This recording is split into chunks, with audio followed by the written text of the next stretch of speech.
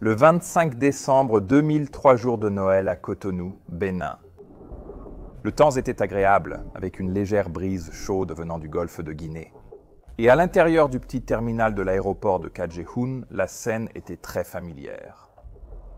Des familles géraient leurs bagages, des agents triaient les cartes d'embarquement et le personnel au sol préparait l'un des rares vols internationaux de l'après-midi.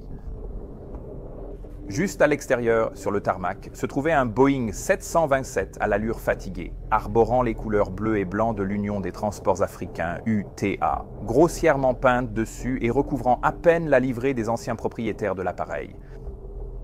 Il était arrivé quelques heures plus tôt de Conakry en Guinée et était maintenant préparé pour sa prochaine étape, un court trajet vers Beyrouth avec une escale pour ravitaillement en Libye.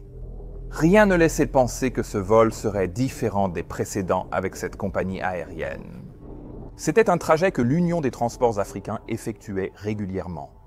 Ce n'était ni prestigieux ni très médiatisé, mais c'était très important pour la diaspora ouest-africaine du pays qui se rendait au Moyen-Orient. Beaucoup de passagers venaient de pays voisins sans accès à la mer. Certains arrivaient en bus du Nigeria ou du Burkina Faso, transportant pratiquement tout ce qu'ils possédaient. Mais comme je l'ai dit, l'avion lui-même avait clairement connu des jours meilleurs. Il avait plus de 25 ans, construit aux États-Unis et exploité auparavant par American Airlines. Mais il arrivait maintenant à la fin de sa vie utile.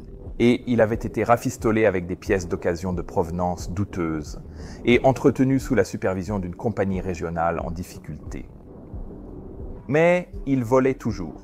Et dans cette région du monde, où les options de compagnies aériennes étaient très limitées, cela suffisait aux passagers, qui n'avaient probablement aucune idée de l'état de la compagnie aérienne. Alors que l'équipage au sol chargeait les bagages et que les passagers commençaient à embarquer, personne sur le tarmac n'avait de raison de penser que ce serait le dernier vol de ce Boeing 727 en particulier. Car tout paraissait parfaitement routinier. Mais comme pour tant d'accidents dans l'aviation, cette histoire n'a en réalité pas commencé soudainement.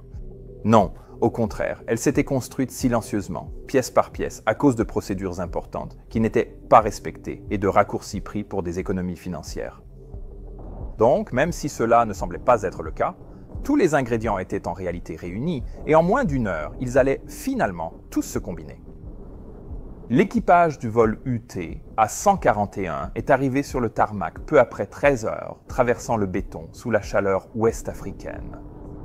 Il n'y avait pas de passerelle, pas d'unité de climatisation bourdonnant à côté de l'avion, juste un vieux 727 en train de cuire au soleil et une équipe au sol désorganisée qui s'affairait autour, jonglant avec les passagers et les bagages. Le vol était piloté par un Libyen totalisant 11 000 heures de vol, principalement sur Boeing 727. Il avait déjà piloté pour Libyan Arab Airlines quand cet avion représentait encore le progrès et la modernité. Mais cela remontait à un certain temps maintenant, et il était probablement assez heureux de pouvoir simplement continuer à le piloter. Il était accompagné d'un mécanicien navigant ayant 14 000 heures sur le 727, avec un copilote, probablement un autre Libyen. Mais ce rapport n'a pas pu trouver son expérience professionnelle ni beaucoup d'informations à son sujet. Cela était en partie parce que la compagnie Union des transports africains ne gardait aucun dossier officiel. Comme d'habitude, l'équipage de conduite était accompagné de 4 membres cabine, 2 mécaniciens et un agent local chargé des bagages et des relations avec les autorités en cas de problème. Le même petit groupe de mécaniciens et de membres d'équipage cabine voyageait à chaque vol avec les 3 mêmes membres d'équipage de conduite. Sans contrat formel, sans planning ni période maximale de service ou de repos définie. Comme l'équipage de conduite, eux aussi étaient payés en espèces. En somme, c'était une opération très limitée, dans sa forme la plus pure. La compagnie aérienne, Union des transports africains de Guinée, UTA, n'était pas vraiment une entreprise, mais plutôt un instrument financier détenu et contrôlé par un homme nommé Darwish Kazem et sa famille. Elle n'avait ni siège social, ni conseil d'administration, ni service de sécurité. Kazem lui-même était à bord de ce vol, assis sur le strapontin du cockpit. Comme nous allons le voir, cela aura des conséquences. Techniquement, Union des transports africains était enregistrée en Guinée, mais ce n'était guère plus qu'un pavillon de complaisance. Car voyez-vous, la Guinée n'avait pas la capacité de superviser ou de réglementer une compagnie aérienne. Les inspecteurs du pays n'étaient pas formés et les dossiers n'étaient pas audités. Concernant la supervision internationale de l'aviation, cette opération aurait pu exister dans un vide total. Comme je l'ai mentionné précédemment, l'avion lui-même était tout aussi rafistolé que la compagnie aérienne qui l'exploitait. Immatriculé 3 X-Ray Golf Delta Oscar, il avait débuté chez American Airlines dans les années 70, quand les Tri-Jets dominaient la flotte intérieure américaine. Au fil des années, alors que de nouveaux monocouloirs comme le Boeing 737 Next Generation et le 757 prenaient le relais, les anciens modèles comme le 727 étaient soit retirés du service, soit vendus, soit envoyés à la casse. Celui-ci était resté au cimetière d'avions avant que l'Union des transports africains ne le récupère et le remette en service. Il est difficile de surestimer à quel point cette remise en service avait été marginale. À son retour, l'avion a été immobilisé au Liban, signalé par les autorités pour son état douteux. Ensuite, Union des transports africains n'a fait que les réparations minimales pour le rendre apte à voler, avant de le renvoyer en Afrique de l'Ouest. Il n'existait aucune trace de maintenance corrective effectuée après cela. En fait, il n'y avait aucun enregistrement d'entretien sur cet avion, tout simplement. Aucun carnet de bord, document de révision ni suivi des heures moteurs n'était présent. En fait, les moteurs eux-mêmes ont ensuite montré des signes d'altération de leur numéro de série, dissimulant ainsi leur véritable temps de service. Mais personne ne pouvait en être certain. UTA a également affirmé avoir engagé une société tierce pour réaliser une étude de faisabilité sur la combinaison de routes sur laquelle il prévoyait d'exploiter cet avion. Cette étude aurait analysé la demande, les taux de remplissage, la planification du carburant, la composition de l'équipage et les temps de service. Mais les enquêteurs ne parviendront plus tard à retrouver aucune trace de cette étude nulle part. Comme beaucoup d'autres aspects d'Union des transports africains, elle n'a sans doute existé qu'en théorie. Ainsi, Union des transports africains n'était en réalité pas une compagnie aérienne et n'avait aucune légitimité à exploiter un avion aussi complexe qu'un Boeing 727 ou tout autre avion. Le pilote en chef, aussi responsable de l'assurance qualité, n'était même pas qualifié sur le Boeing 727. Mais les problèmes de la compagnie allaient encore plus loin. Union des transports africains n'avait ni manuel de maintenance, ni preuve de liste minimale d'équipement. Liste des éléments à bord approuvés comme manquants ou endommagés pour l'exploitation. Et il n'avait également conservé aucun des registres de dispatch.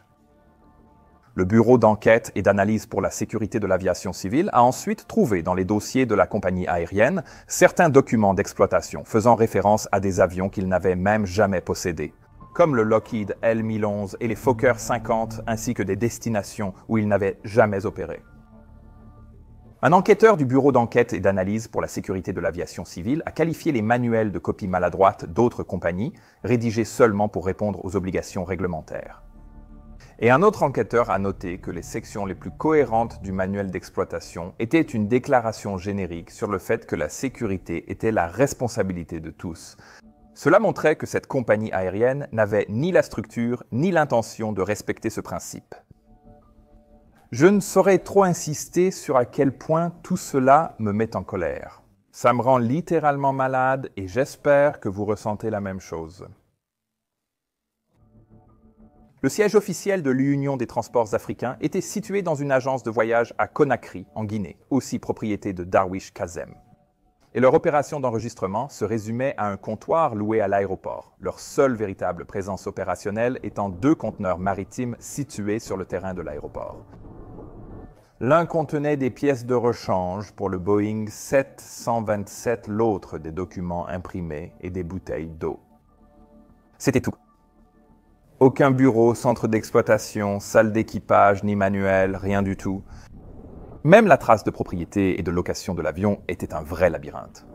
Le Boeing 727 était exploité par Union des transports africains, mais loué à travers des sociétés écrans pour masquer les responsabilités.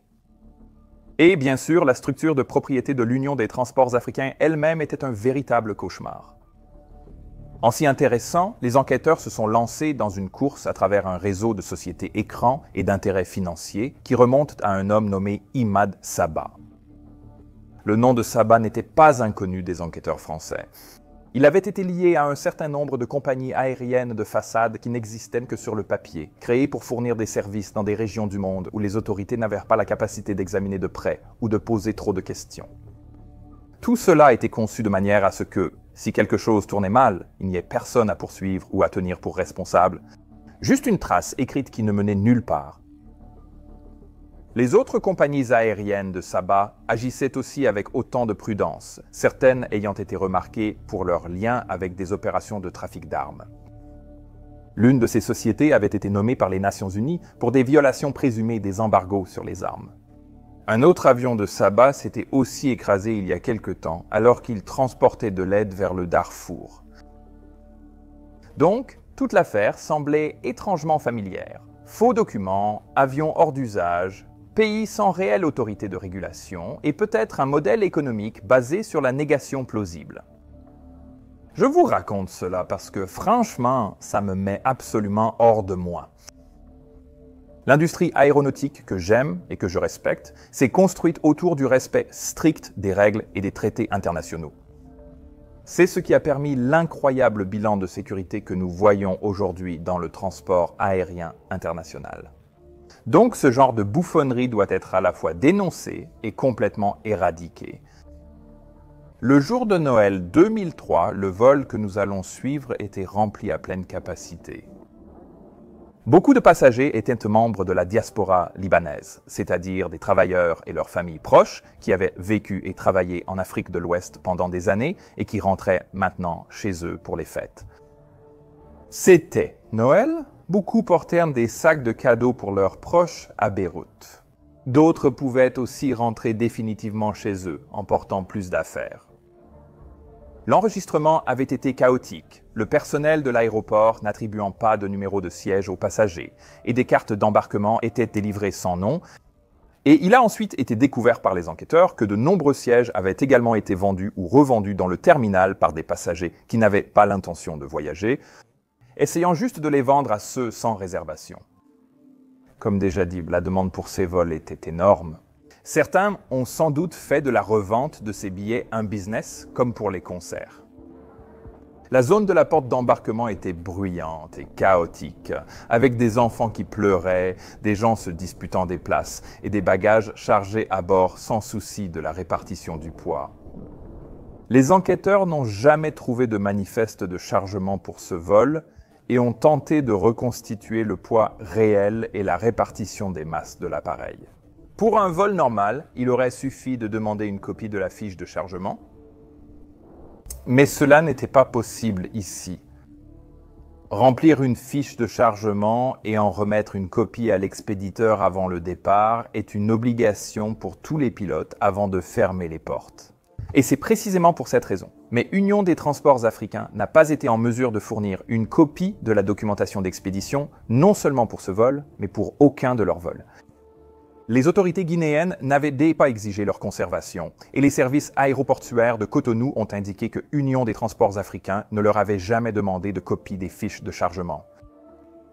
Donc, à ce que l'on sache, personne n'était responsable de peser les bagages, de suivre la charge des passagers ou de s'assurer que tout cela était bien documenté. Ce qu'ils ont finalement trouvé, c'était une poignée d'anciennes fiches de chargement d'une autre compagnie aérienne, Alpha Omega Airlines, imprimées sur du papier à en-tête avec le mauvais nom de société, ainsi que quelques pages éparses récupérées dans le cockpit. Aucune d'entre elles n'était exacte. En fait, aucune d'entre elles n'était même cohérente avec les autres, chacune indiquant une masse à vide opérationnelle différente pour l'avion, sans aucune indication de laquelle, si tant est qu'il y en ait une, était réellement correcte. Certaines faisaient même référence à une version complètement différente du Boeing 727. La masse à vide opérationnelle d'un avion est son poids prêt à l'usage, sans bagages ni carburant. Et cela varie légèrement d'un avion à l'autre selon les configurations individuelles, etc. Quoi qu'il en soit, voici ce que nous savons au moins concernant le nombre de passagers. 3 X-Ray Golf Delta. Oscar avait 140 sièges passagers, 4 strapontins pour l'équipage, 2 dans le cockpit et 6 pour le personnel de la compagnie.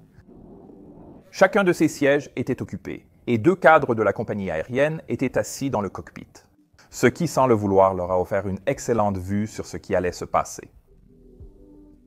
Nous savons que 86 passagers sont montés à bord à Conakry et que 9 d'entre eux sont ensuite descendus à Cotonou. Le manifeste remis aux pilotes mentionnait 73 passagers embarqués, portant le total à 150. Parmi les passagers figuraient 15 officiers de l'armée du Bangladesh revenant d'une mission de maintien de la paix de l'Organisation des Nations Unies en Afrique de l'Ouest. Le principal groupe de passagers était, comme indiqué, composé de Libanais rentrant chez eux, représentant 100 personnes au total. Il n'y avait que 146 sièges passagers disponibles à la vente, y compris les sièges du personnel de la compagnie aérienne, dont 3 auraient été occupés par les mécaniciens et le convoyeur. Cependant, il y avait aussi 6 enfants tenus sur les genoux. Ainsi, les 150 passagers auraient occupé 144 sièges, soit un de plus que ce qui était réellement disponible.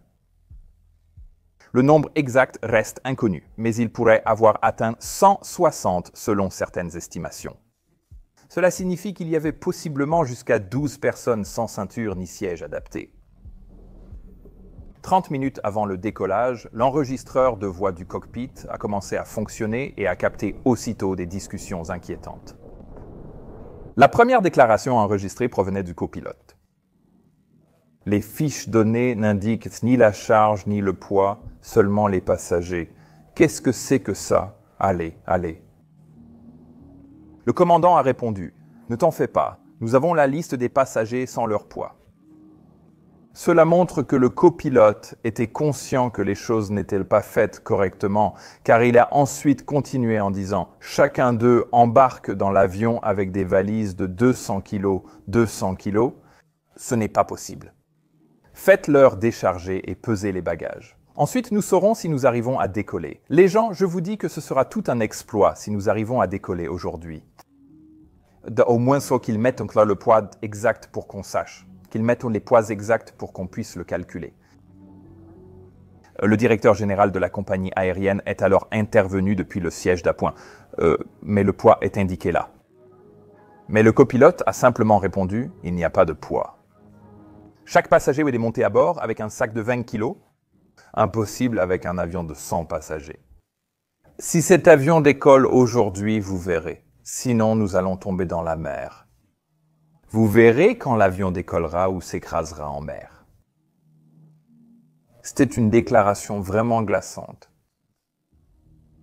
Après cela, on peut entendre dans la conversation que le directeur général se rend compte qu'il a probablement tort d'ici. Mais il essaie de détourner la faute et de faire pression sur les pilotes pour qu'ils continuent simplement en disant « Je suis désolé ». À notre arrivée à Beyrouth, je vais le réprimander, probablement à propos de son père. Que puis-je faire? Que puis-je faire? Et au retour, je ne peux rien faire. Je suis venu, j'ai causé ce problème, je ne peux pas revenir. Le copilote a alors poursuivi en essayant de raisonner et de trouver un compromis concernant la situation, en disant « Non, ne renvoyez pas les passagers. Mais les bagages doivent rester ici, c'est-à-dire au sol à Cotonou. » Maintenant, cet enregistrement du enregistreur phonique de cockpit montre clairement que les 2 pilotes, et surtout le copilote, n'étaient pas satisfaits de ce qui se passait, surtout en ce qui concerne le poids et la répartition. Ils savaient que les chiffres qu'on leur avait donnés étaient probablement dénués de sens, et ils se sentaient également impuissants dans cette situation, sans être appuyés par de véritables manuels, contrats ou règles applicables. Alors, au final, ils ont simplement continué. C'est une situation absolument horrible à vivre et j'ai vraiment de la peine pour ces pilotes. Il est facile de les condamner d'ici, affirmant qu'ils n'auraient pas dû accepter ce chaos. Mais se retrouver réellement dans cette situation, avec leur patron qui les pousse à continuer, et avec ce genre d'irrégularités qui sont probablement la norme, rend les choses vraiment, vraiment difficiles pour dire stop. La plupart des gens aujourd'hui se plaignent de l'abondance de règles et de paperasserie, sans se rendre compte qu'une grande partie de tout cela constitue en réalité la base de notre capacité à nous défendre. L'avion était presque en surcharge, mais la longueur de la piste permettait encore des performances suffisantes. Ce qui était bien plus important ici, c'était la façon dont l'appareil avait été équilibré. C'est crucial car il faut cette information pour bien configurer l'appareil au décollage. Mais ces pilotes n'avaient aucune idée du nombre de personnes derrière eux, du nombre de bagages, de leur poids, ni de l'endroit où ils avaient été chargés. Avant d'aller plus loin, parlons du réglage de la compensation du stabilisateur. La compensation du stabilisateur contrôle l'angle du stabilisateur horizontal à la queue de l'avion. C'est ce qui détermine l'assiette par défaut de l'avion. Donc, plus vous appliquez de compensation à cabrer, plus le stabilisateur poussera la queue vers le bas. Pour le décollage, il est crucial que la compensation soit correcte, car avec trop peu de compensation à cabrer, la rotation de l'avion peut devenir presque impossible. Avec trop de compensation à cabrer, l'avion peut entamer la rotation seul avant la vitesse prévue. Ce qui était en fait arrivé lors d'un vol précédent avec cet avion. Les pilotes devaient de pousser sur le manche pour garder le nez au sol jusqu'à la bonne vitesse. Pour régler la compensation, il faut connaître le poids de l'avion et la répartition du carburant, des bagages et des passagers. Mais cet équipage, de façon cruciale, n'en avait qu'un sur les trois. Il connaissait la quantité et l'emplacement du carburant, mais les deux autres facteurs, surtout les bagages, restaient largement supposés. Voyons rapidement comment les pilotes calculent ce réglage de compensation et son fonctionnement. Vous voyez, d'abord, nous devons penser à quelque chose qu'on appelle le centre de gravité. C'est le point où l'on peut considérer que le poids de l'avion est concentré. Vous savez, ce point sur le crayon où vous placez votre doigt pour l'équilibrer parfaitement, c'est le centre de gravité. Le centre de portance ou centre de pression est le point où s'appliquent les forces aérodynamiques qui soulèvent l'avion. Maintenant, comme les ailes sont en flèche et effilées vers l'extérieur, la répartition de la portance change le long de l'envergure. Donc, pour standardiser tout cela, les ingénieurs ont également commencé à utiliser ce qu'on appelle la corde aérodynamique moyenne. C'est essentiellement une corde moyenne de l'avant à l'arrière, et elle sert de référence pour mesurer la position du centre de gravité. Maintenant, vous voulez que votre centre de gravité soit positionné en avant du centre de portance, car cela va provoquer un mouvement d'assiette vers l'avant. Pendant ce temps, le stabilisateur horizontal exerce une petite force vers le bas sur la queue pour contrebalancer cela. Et c'est en fait cet équilibre entre le centre de gravité, le centre de portance et la force vers le bas du stabilisateur qui rend l'avion contrôlable et offre une plage stable de répartition des masses à l'intérieur de l'appareil. Sans cela, un avion basculerait simplement d'un côté ou de l'autre dès que quelque chose ou quelqu'un bougerait. Mais il est important de savoir que la position du centre de gravité doit se situer dans une certaine plage afin que l'avion puisse voler en toute sécurité. C'est pourquoi vous devez rester assis à votre place lors du décollage et de l'atterrissage. Ainsi, en sachant cela, lors du chargement d'un avion, l'équipage calcule où se situe le centre de gravité le long de la corde aérodynamique moyenne, exprimé en pourcentage de celle-ci. Un centre de gravité à 25% de la corde aérodynamique moyenne se situe à un quart de cette ligne imaginaire depuis l'avant. Le constructeur indique une compensation recommandée du stabilisateur pour chaque position du centre de gravité. Plus celui-ci est avancé, plus il faut de trim à cabrer. C'est aussi simple que ça. Alors, que s'est-il passé ici? Les pilotes ont estimé un poids de 172 000 livres et un centrage à 19% de la corde moyenne aérodynamique, corde aérodynamique moyenne. Ils ont utilisé cela pour fixer leur compensation à 6,75 unités nez relevées. Maintenant, ces 19% correspondaient en fait à une estimation.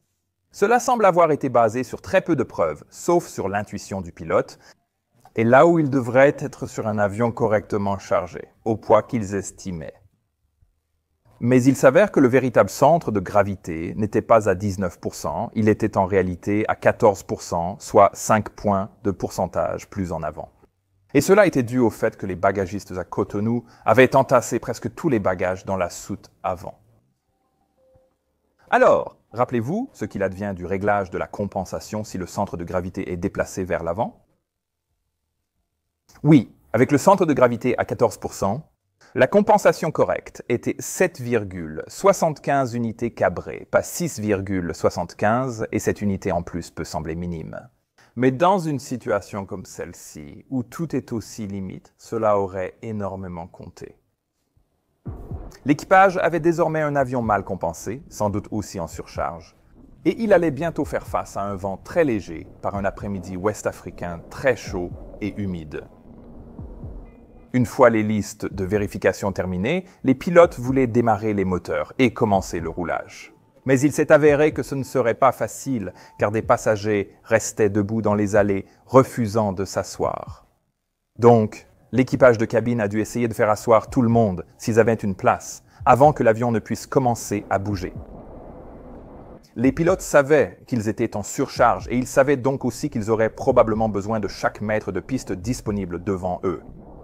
Donc, pour être un peu plus prudents, ils avaient sélectionné une vitesse de rotation de 137 nœuds, correspondant à une masse au décollage de 187 000 livres, soit 15 000 livres de plus que leur poids déclaré.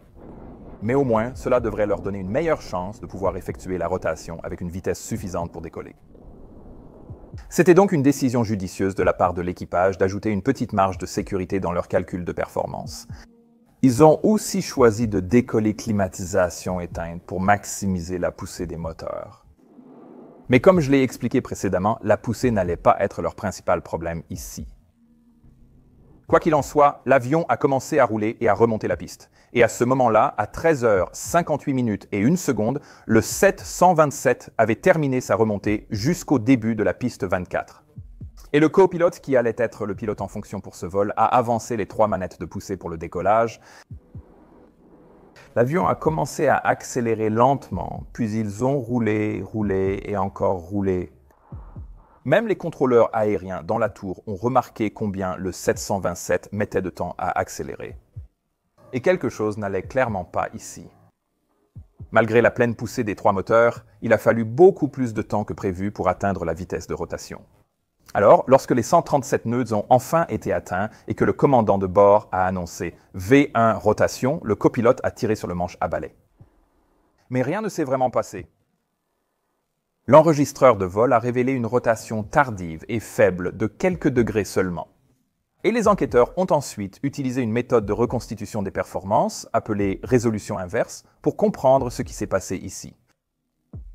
Ils ont analysé l'accélération, le point de rotation et le taux de montée de l'avion pour identifier quelle combinaison de masse, centre de gravité et réglage de compensation expliquait cette performance. L'aérodynamique du 727 était déjà bien comprise. Avec assez de données de la boîte noire, le Bureau d'enquête et d'analyse pour la sécurité de l'aviation civile pouvait utiliser un modèle certifié de dynamique de vol. Cela a conduit à un poids au décollage de 188 500 livres, bien supérieur à celui déclaré par l'équipage et proche du maximum autorisé pour la piste. En fait, ce poids était même supérieur au poids conservateur que l'équipage avait utilisé pour ses calculs de performance. L'enregistreur de la voix du cockpit a alors capté le commandant de bord criant de panique « Rotation, rotation, encore, tire, tire !» Aussi important que ce qu'a enregistré l'enregistreur de la voix du cockpit, c'est ce qu'il n'a pas capté. Aucun bruit de panne, d'alarme ou de son anormal. Les pilotes luttaient contre l'avion qui ne montrait pourtant aucun défaut, sans comprendre pourquoi le nez refusait de décoller. Mais nous le savons. La compensation du stabilisateur n'exerçait plus assez de force vers le bas pour permettre aux gouvernes de profondeur de relever le nez à vitesse normale. Décoller dans cette configuration restait techniquement possible, mais cela aurait nécessité une action immédiate et agressive en tirant le manche à balai complètement vers l'arrière. Dans ce cas, il aurait estimé qu'environ 100 livres, soit 45 kilos, étaient nécessaires. Mais c'était bien plus que ce à quoi ce copilote aurait été habitué, et cela aurait semblé extrême à n'importe quel pilote formé. Cela ne s'est donc pas produit cette fois-ci. Mais vous pourriez quand même vous demander, pourquoi n'a-t-il pas simplement essayé de tirer plus fort sur le manche à balai lorsqu'il a senti que cela ne fonctionnait pas? Eh bien, c'est difficile à savoir avec certitude, mais c'est peut-être parce que, pour la plupart des pilotes, piloter ne fonctionne tout simplement pas comme ça. Dans un avion en bon état, il faut des commandes douces, surtout au décollage, car un tangage excessif peut causer un tail strike ou un décrochage. Une traction brusque et totale sur le manche à balai ne devrait pas être nécessaire et peut indiquer un problème, peut-être avec les commandes de vol. Nous ne saurons jamais ce qu'il pensait alors. Face à un avion lent et subtilement anormal, le copilote a hésité une seconde de trop. Quand il a finalement tiré plus fort sur le manche à balai, l'avion était déjà en bout de piste. À près de 300 mètres de la fin, le nez s'est enfin levé et l'avion a décollé de justesse. Ils étaient en l'air grâce à l'effet de sol, sans vraiment monter. Ils oscillaient à 1 ou 2 mètres du sol, tentant désespérément d'accélérer et de cabrer plus. À 118 mètres après l'extrémité de la piste 24, se trouvait un blockhouse en béton intégré à l'installation du localizer. Il mesurait seulement 2,50 m et, construit dans les années 1960, ne respectait pas les normes de dégagement actuelles. Mais il restait là car le Bénin ne pouvait moderniser son aéroport à ce moment-là. L'avion a franchi l'extrémité de la piste avec seulement 1,20 m d'altitude. Mais souvenez-vous, le blockhouse devant eux faisait 2,40 m de haut, ce qui allait s'avérer trop élevé. À ce moment, 13h59 et 11 secondes, à peine 70 secondes après le début de la course au décollage, le train d'atterrissage du 727 a heurté le sommet du blockhouse. Il l'a percuté assez fort pour arracher le toit, le faire pivoter de 45 degrés et le projeter 9 mètres plus loin. Un ouvrier à l'intérieur du blockhouse a été blessé par des débris lorsque l'avion l'a traversé. L'impact a aussi arraché le train d'atterrissage et endommagé les volets de l'aile droite, privant l'avion de la portance supplémentaire nécessaire. À partir de ce moment-là, l'issue était pratiquement scellée. À cette vitesse, sans ses volets, et après avoir perdu une grande partie de son énergie cinétique lors de la collision, l'avion n'avait plus qu'une seule direction possible, vers le bas. Il a continué à voler encore un peu tout en descendant rapidement, heurtant un mur périphérique avec la pointe de la queue, avant de finir par s'écraser sur la plage à l'extérieur de l'enceinte de l'aéroport.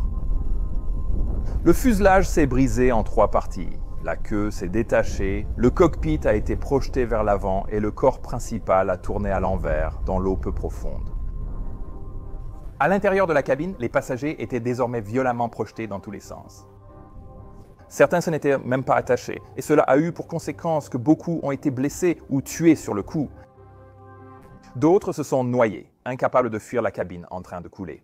Dans le chaos, il aurait été presque impossible de s'orienter et de distinguer le haut du bas. L'eau était peu profonde, moins profonde que la hauteur du fuselage lui-même. Mais comme il avait atterri en position inversée, l'eau était désormais largement assez profonde pour aggraver encore cette catastrophe. Tragiquement, le copilote, qui avait suggéré de décharger les bagages et prédit l'issue, a été grièvement blessé lors des premiers impacts, puis est décédé à l'hôpital. Le commandant, l'ingénieur de vol et le directeur général ont survécu en s'échappant par les larges brèches du fuselage derrière eux. Et c'était en fait un thème récurrent ici. La majorité des survivants ont nagé à travers les brèches de la cellule de l'avion. Tous les autres s'étaient piégés. La réaction d'urgence de l'aéroport a également été douloureusement lente. Cotonou n'avait pas d'unité spécialisée pour les secours et la lutte contre l'incendie en cas de crash de cette ampleur. Ainsi, les autorités locales, les pêcheurs et les civils faisaient partie des premiers arrivés sur les lieux, s'avançant dans l'eau pour aider du mieux qu'ils pouvaient. Et au final, au moins 141 personnes ont péri à la suite de l'accident. De nombreuses victimes n'ont jamais été identifiées, étant montées à bord sans registre de nom.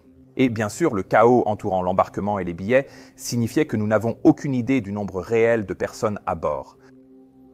Tout ce que nous savons, c'est que 141 corps et 22 survivants ont été retrouvés sur le site et que tous les survivants ont subi une forme de blessure.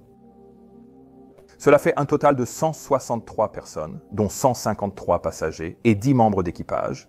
Cela ne correspond évidemment pas aux 143 sièges passagers disponibles à bord, même après avoir pris en compte les bébés, ni les 145 passagers cités par les pilotes sur l'enregistreur vocal, ni les 149 inscrits sur le manifeste et la fiche de centrage et de masse. 12 des victimes retrouvées n'ont pas pu être identifiées et 7 personnes portées disparues ne correspondaient pas aux 12 corps non identifiés. Cela signifie que les 7 disparus ont peut-être été emportés par la mer et jamais retrouvés. Le nombre total de victimes n'a donc jamais été entièrement établi. Il serait entre 141 et 148. Dans les jours suivant l'accident, l'ordre autour de l'Union des transports africains a commencé à se désagréger. Sans manifeste officiel, registre des passagers, ni autorité apte à gérer un tel accident, le Bénin a vite sollicité de l'aide. Le bureau d'enquête et d'analyse pour la sécurité de l'aviation civile français a entendu l'appel, s'est rendu sur place et a vite pris le contrôle des opérations. Leur rapport final a été particulièrement cinglant. Le mot « apparemment » revenait 8 fois, seul terme utilisé pour qualifier une entreprise à moitié réelle. Faire voler un avion sans historique, avec un équipage aux qualifications inconnues, sur un vol sans manifeste, a conduit à un crash mortel faisant des dizaines de victimes. Et pourtant, il n'y a eu aucune condamnation pénale après cela, aucun procès qui a abouti et aucune mesure prise par la Guinée. Le rapport du bureau d'enquête et d'analyse pour la sécurité de l'aviation civile n'a pas mâché ses mots à ce sujet. Il a signalé chaque défaillance, qu'elle soit opérationnelle, réglementaire ou éthique. Et il a clairement indiqué qu'il ne s'agissait pas simplement d'une mauvaise compagnie aérienne. C'était un effondrement total de tout ce que représente l'aviation. C'était pratiquement criminel. Et le rapport a appelé à des réformes jusqu'à l'organisation de l'aviation civile, l'OACI. Les enquêteurs les ont suppliés de clarifier les responsabilités des États membres en matière de délivrance de licences et de supervision des exploitants locaux. Sinon, cela remettrait en cause la coopération aéronautique internationale, qui repose sur la confiance en la capacité de chaque État membre à le faire. Aujourd'hui, il ne reste rien de ce Boeing 727, mais son histoire reste importante, car elle montre ce qui peut arriver lorsque personne ne surveille, que l'on cherche à aller plus vite que la musique et que la sécurité devient un simple slogan au lieu d'être une norme. C'est justement pourquoi, chez Mentor Pilote, nous racontons ces histoires. Il s'agit de se souvenir des disparus et de ne pas oublier les erreurs qui leur ont coûté la vie. Je suis Peter Hörnfeldt et vous regardez Mentor Pilote. Passez une journée absolument fantastique et on se retrouve la prochaine fois. Au revoir.